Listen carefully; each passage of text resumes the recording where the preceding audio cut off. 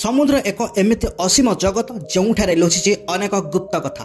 କିଛି ସହର ଯାହା ଏକ ସମୟରେ ମନୁଷ୍ୟର ଆଧିପତ୍ୟର ଚିହ୍ନ ଥିଲା, କିନ୍ତୁ ଆଜି ପାଣିର ତଳରେ ଶୋଇଛି। ତେବେ ଦର୍ଶକ ବନ୍ଧୁ, ଏମିତି କିଛି ସହର ଅଛି ଯାହା ପାଣି ତଳେ ରହିଯାଇଛି ଆଉ ସମୁଦ୍ର ଉପରେ ରହିଛି। ତେବେ ଦର୍ଶକ ବନ୍ଧୁ, ଏ ଆଶ୍ଚର୍ଯ୍ୟଜନକ ଭିଡ଼ିଓ ଆପଣମାନେ ଏ ଭିଡ଼ିଓଟିକି ଶେଷ ପର୍ଯ୍ୟନ୍ତ ଦେଖିଲେ ନିହାତି ଏ ବିଷୟରେ ସବୁ ଜାଣିପାରିବେ। ଆଜିର ଟପିକ୍ ସମୁଦ୍ର ତଳେ ଥିବା ସହର। ତେବେ ଦର୍ଶକ ବନ୍ଧୁ, ପ୍ରଥମରେ ହେଉଛି ଆଟଲାଣ୍ଟିସ୍। ଲୋକଙ୍କ କଥା ଅନୁସାରେ ଆଟଲାଣ୍ଟିସ୍ ହେଉଛି ଏକ ସାମ୍ରାଜ୍ୟ, ସମ୍ପଦ, ବିଦ୍ୟା ଓ ଶକ୍ତିର ସଙ୍ଗମସ୍ଥଳ।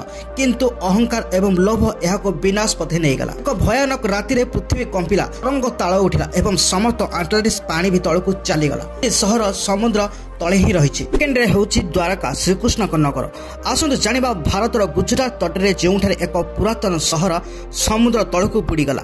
ଏହା ଏକ ଅନ୍ୟ କେହି ନୁହେଁ, ସେ ହେଉଛି ଶ୍ରୀକୃଷ୍ଣଙ୍କ ଜନ୍ମସ୍ଥଳୀ ଦ୍ୱାରକା। ପୁରାଣ ଏହାକୁ ଅତ୍ୟନ୍ତ ସୁନ୍ଦର ଓ ସମ୍ପୂର୍ଣ୍ଣ ରାଜଧାନୀ ଭାବରେ ବର୍ଣ୍ଣନା କରେ। କିନ୍ତୁ ବିଜ୍ଞାନୀମାନେ 2001 ମସିହାରେ ସମୁଦ୍ର ତଳରେ ପ୍ରାଚୀନ ମନ୍ଦିର ଅବଶିଷ୍ଟ ଖୋଜିବା ପରେ ଏହାକୁ ଆଶ୍ଚର୍ଯ୍ୟର ରୂପ ପ୍ରକାଶ କରିଥିଲେ।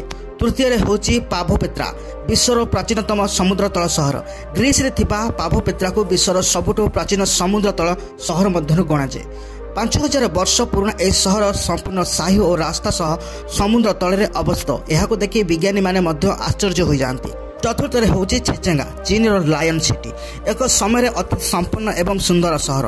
ବନ୍ୟା ନିୟନ୍ତ୍ରଣ ପ୍ରକଳ୍ପ ପାଇଁ ଏହାକୁ ସମୁଦ୍ର ତଳକୁ ବୁଡ଼ି ଯିବାକୁ ପଡ଼ିଲା।